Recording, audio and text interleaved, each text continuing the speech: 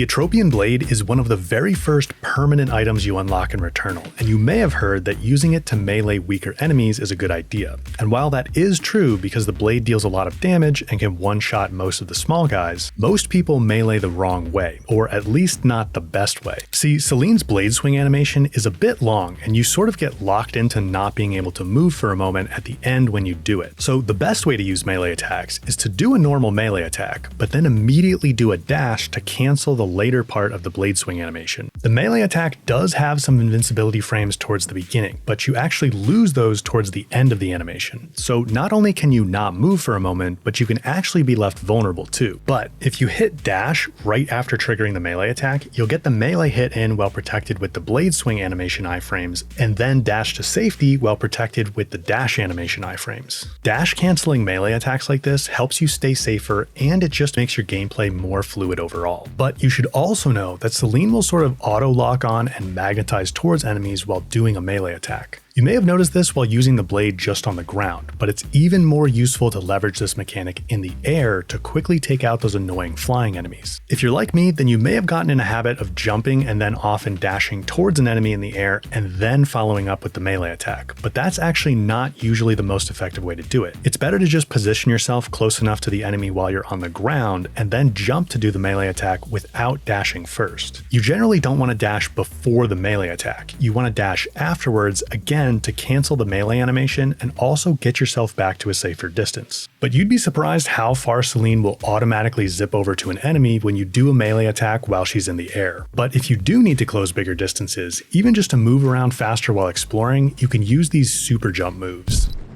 The speedrunning community calls these DMJs, or dash melee jumps, and they're exactly what they sound like, a combination of doing a dash, melee attack, and jump in very fast succession to sort of glitch Celine into this super fast long jump. The trick is to start by holding down the dash button, and then while you're still holding it down, very quickly hit the melee attack button and jump at basically the same time. If you do it perfectly, you don't even see the blade come out and Celine will launch forward. It's really hard to do this with the default controller mapping though, so what I do is remap the melee attack from square to the R1 bumper. That way I start by holding down circle for dash, and then while I'm still holding down circle, I immediately roll my thumb over to also hold down X for jump and hit R1 with my index finger at the same time. It is a bit awkward because you have to hit two buttons with your thumb, but I was able to get used to it after a few minutes of practice. But if you're open to remapping your controls further, you can actually make GMJs much easier. What you can do is remap dash to L1, and then you can use your left index finger to hold that down for the dash and easily hit R1 and X for melee and jump with your right hand. For me though, I just couldn't get comfortable with dash not being circles, so that's why I ended up with my sort of in-between mapping.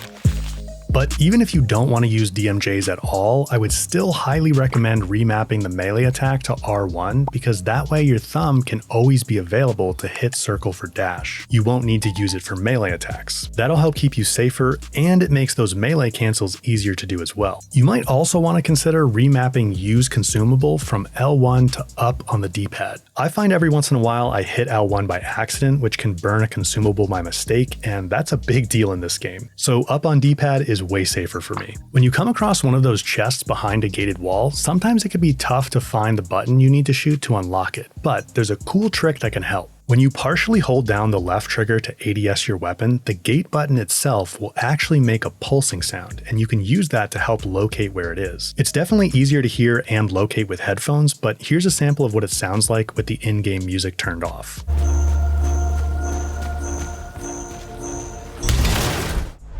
Also, you've probably found these trapdoors with a glowing orb above them that will drop you down into a secret room, and sometimes when you drop into those rooms, you get unlucky and an enemy spawns. But you don't actually have to fight them if you don't want to. You can usually just run over to the translocator pad and teleport out to safety right away. And speaking of secret rooms, there are actually a couple of secret rooms hidden behind breakable walls in Biome 1. They look like this, and you can just shoot the wall to break it open, and you'll find a data cube inside the room, which you can deposit in the data cube processor processor to unlock a new artifact or consumable. The Biome 1 data cube processor is in the room you can go in after defeating the Biome 1 boss, and you should also know that you can actually use the data cube processor in each biome more than once during a run. So if you happen to find multiple data cubes in the biome, which can happen sometimes, in some biomes you can actually run back for the additional cubes to process all of them. But with the secret rooms, there are some more like the Biome 1 walls in later biomes as well, like Biome 3, so keep an eye out for funny looking walls if you want to find them. Also in Biome 1, you'll come across these hanging tentacles, which you should start thinking of as elevators. They're actually helpful because they can lift Selene up higher, at which point you can just dash sideways to escape and get onto high platforms that you wouldn't be able to reach otherwise. The tentacles won't actually deal damage unless you let them reel Selene in all the way to the top, so it's perfectly safe to use them like this. You're also going to find these big searchlight Cyclops guys in Biome 1 that can absolutely wreck you if you let them see Selene and get their laser beam off, but you can make them a bit easier to deal with by just shooting them in the eye real quick. They'll stop looking around for a few seconds, which makes it easier and safer to get past them. If you've reached later biomes, then you probably already know it's possible to skip from Biome 1 straight to Biome 3, and also from Biome 4 straight to 6, but there's a smarter way to skip through biomes. First of all, for the Biome 1 to 3 skip, you just need to find the big open room in Biome 1 with a grapple point up on a massive ledge sticking out. Grappling up there is how you go straight to Biome 3. If you don't have the grapple yet, don't worry, you'll unlock it once you progress far enough in Biome 2. The Biome 4 to 6 skip is in the super tall room that ascends to the Biome 4 boss. There's 2 corridors down at the base level of that room, and the one to the left will go straight to Biome 6. These are called gateway rooms, and you can find them by looking for rectangular blue doors on the map that have a circle above them. But here's the smarter way to skip through biomes. If you're starting in Biome 4, if you just go to Biome 5 really quick, you can pick up the guaranteed free resources that spawn right at the start, including the calibrator that will increase your proficiency a bunch. And then you just need to run a couple minutes to get to the hub room in Biome 5, where you can then go straight to 6. Of course, this does take a bit longer than going straight to Biome 6 from Biome 4, but depending on what kind of shape you're in once you're done in Biome 4, it might be helpful to grab those easy resources in Biome 5. And you can do something similar with Biomes 1, 2, and 3. If you go to Biome 2, you can grab the free resources at the start, speedrun through the open desert area, collecting some resources along the way if you want, like those glowing stones that give Obolites, don't forget about those, and then after the first teleport up the tower, you'll find a portal to Biome 3. This does take a bit longer than doing the quick run through the start of Biome 5, but it can definitely help you be in better shape going into Biome 3 as opposed to skipping straight there from 1. And speaking of those glowing stones in Biome 2 that give Obolites, be sure to keep an eye out for the statues in Biome 1 with glowing eyes. Breaking those will give you guaranteed Obolites as well. And you may have already noticed breaking these weird plant pod things in Biome 1 has a chance to give you resources like Silphium and Parasites, so you always want to break those too. If you've been to Biome 4, then you might have noticed the same is true with the plant pods, but most players don't know you can get Obolite from these roots as well, but only if you destroy them with melee hits from the blade. Running through the roots just destroys them and doesn't give Obolite.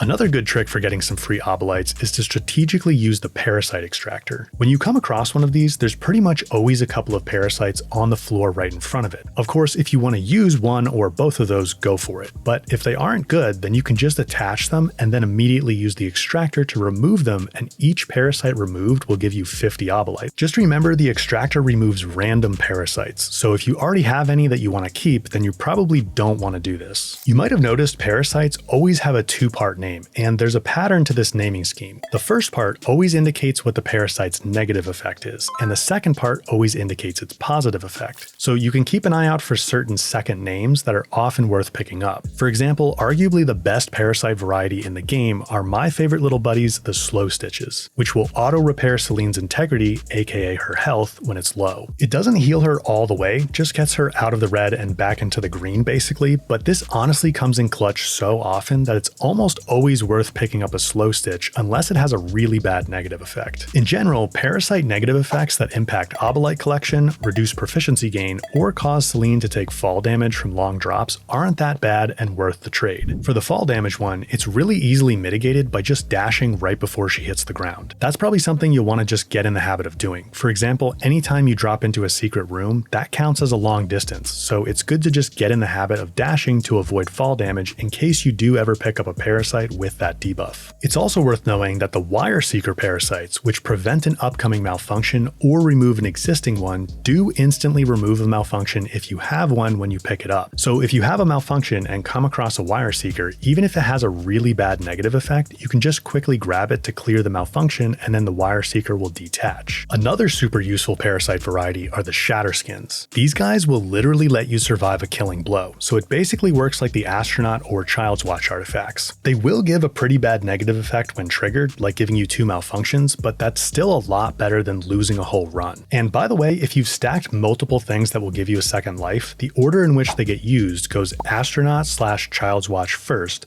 then the Shatterskin parasite second, and then the Reconstructor will get used last. And remember, the Reconstructor only works in the biome you activated it in, so it's usually best to wait on activating the Reconstructor until you're in the highest level biome you're trying to clear.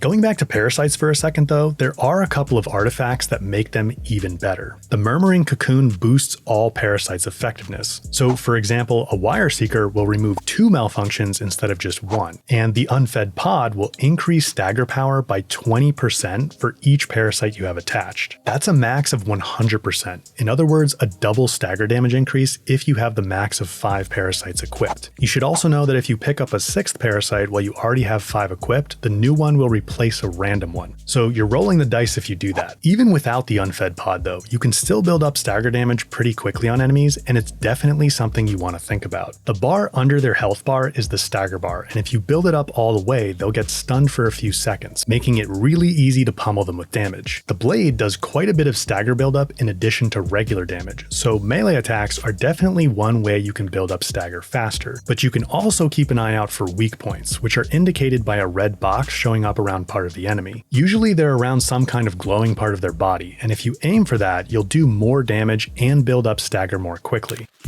But let's quickly cover a few things that will help keep you alive. In Biomes 1 and 4, don't forget you can go back to the ship to sleep once each run to heal up a bit for free. And in addition to the Astronaut, Watch, Shatterskin parasites, and Reconstructor, getting Adrenaline to level 5 is also really valuable because it gives Selena Shield, which can take 1 hit and block all damage. Not quite as powerful as the items that will bring her back to life, but still very valuable. Just keep in mind that when you lose the shield, she'll still be at level 5 Adrenaline, so you can't get the shield back unless you lose the Adrenaline level and build back up to 5 again. But what's even better than level 5 Adrenaline is the Resinous Shield artifact. This is arguably the best artifact in the game because it gives you a shield every time you pick up Silphium Resin, which you'll be doing all the time anyway. And most players don't realize it actually lets you pick up Spoiled Resin risk-free, because if the Spoiled Resin deals damage, the shield you get from picking up Resin will take the hit and then just regenerate because you picked up Resin. Super useful. The Emergency Repair artifact is also really useful because it does the same thing as the Slow Stitch parasite, healing Selene for free when she's really low on health, but without the downsides of a parasite. Artifacts like these are why experienced players know one of the best things you can do to make yourself more powerful and your runs easier is to unlock additional artifacts and consumables. There are literally dozens of artifacts and consumables in the game, and you can unlock a new one each time you die by depositing Ether in Sathonos at the very start of a run near the ship. Sathonos becomes available once you progress a bit, and anytime you die, you want to use it. You'll know you're getting close to unlocking everything when you start to see the cost of unlocking the next item climb to 10 Ether. So if you're feeling like you just keep dying and you're not making progress, shift your mindset on your runs for a while. Forget about trying to get to the next biome or defeat the boss you're stuck on. Just focus on hunting for Ether, and then when you get enough to unlock another artifact, you can literally die on purpose to go back to Sathonos and unlock a new item. Doing this in Biome 4 works especially well because there's quite a bit of Ether in Biome 4. But another way to get a bunch of Ether quickly is by doing the daily challenge run. Once you beat the Biome 1 boss, you can enter the ship and immediately turn right to find the simulation console, which lets you access a challenge run once per day. The challenge usually isn't too bad, and if you beat it, you'll be rewarded with 5 Ether. Just make sure you only do challenge runs right after you've just died, because starting a challenge run resets your current regular run.